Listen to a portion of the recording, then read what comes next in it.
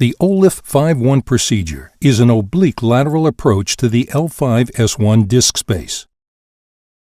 When the patient is positioned laterally, the abdominal contents fall forward, so less retraction is required to access the spine.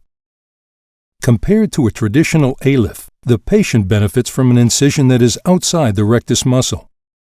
In combination with the OLIF25 procedure, OLIF51 allows a surgeon to access levels from L2 to S1 with the patient in the lateral decubitus position.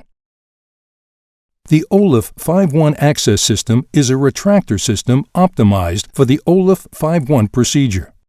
The patient is placed in the right lateral decubitus position, close to the front of the surgical table. The C-arm is posterior to the patient and may need to rotate at the base to obtain a true AP and lateral fluoro image.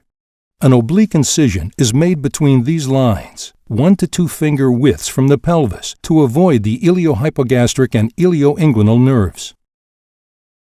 Dissect through the fascial layer to expose the external oblique muscle. Continue the dissection to reveal the internal oblique muscle. Retroperitoneal dissection and exposure is performed using a finger or blunt instrument.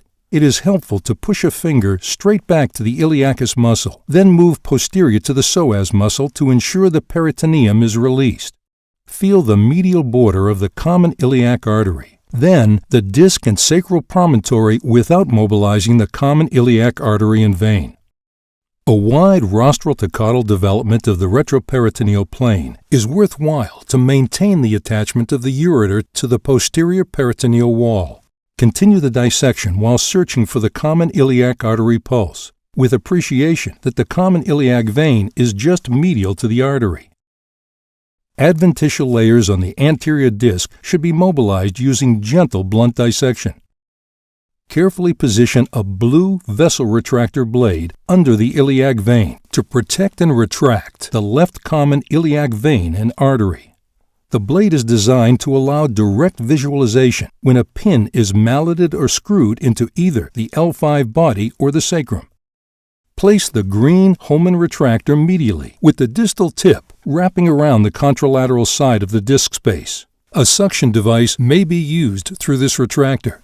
Finally, another blue vessel blade is placed at L5 to protect the bifurcation. The flexible arm retractor system can be fully tightened to hold the blades in place. Alternatively, it can be used in combination with stability pins to provide a semi-rigid system that facilitates minimal tissue pressures on the surrounding abdominal structures and provides greater degrees of movement for the surgeon, permitting a more minimally invasive exposure. With the retractors in place and disc exposed, it is helpful to mark the midline of the disc space. Perform an annulotomy and discectomy with constant awareness of the approach obliquity. Lateral fluoroscopy can be used to determine where the tools are with respect to the epidural space. The OLIF51 procedure enables the surgeon to insert an interbody device with a large footprint. A plate can be added for fixation,